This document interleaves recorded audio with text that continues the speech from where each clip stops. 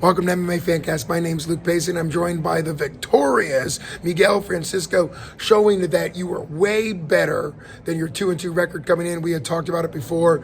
Everybody that's ever trained with you has talked about you being really the next big pro fighter in MMA. Obviously, you're still adding on to the amateur. It was an advanced amateur against a very tough 11-fight vet at amateur, which will probably never fight a guy with that many amateur fights again. That's a ton of fights.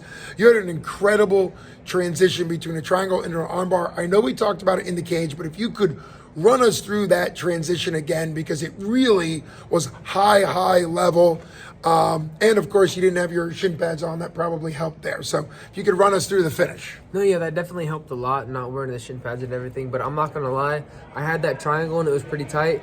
But he was hammering and fisting me in the face. And I was like, oh, I don't want to get hit in the face anymore. So I went for that armbar.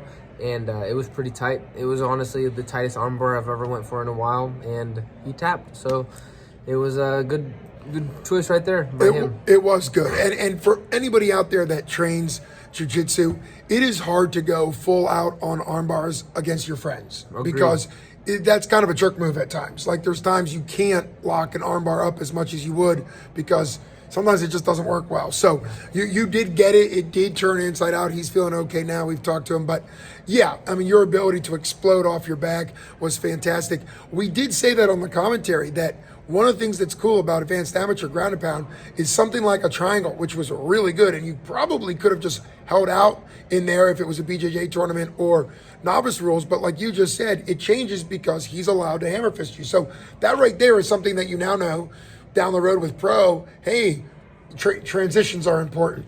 Right. So what does it feel like? You're 3-2. You're looking great. Are you poised to try to fight for some amateur belts? 247, I know, would love to have you back. You have a huge contingency around here. What would you like to do? I'd like to get one more. I'd like to get an amateur belt. I don't know, 135 or 145.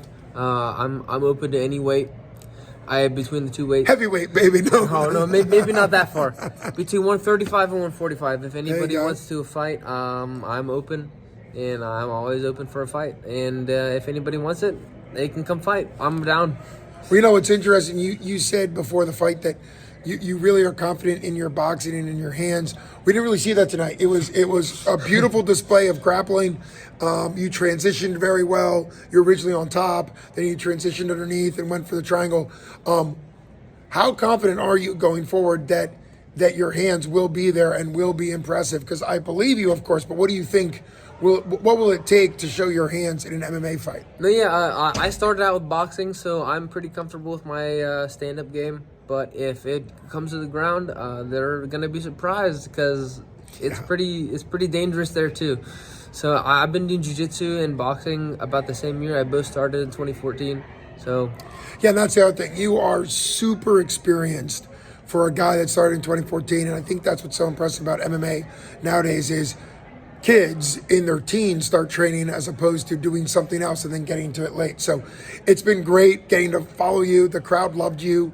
I know you'll do great things going forward. I'd love to see you again at 247. Thanks so much for coming on. Congrats again. Thank you so much. You got it.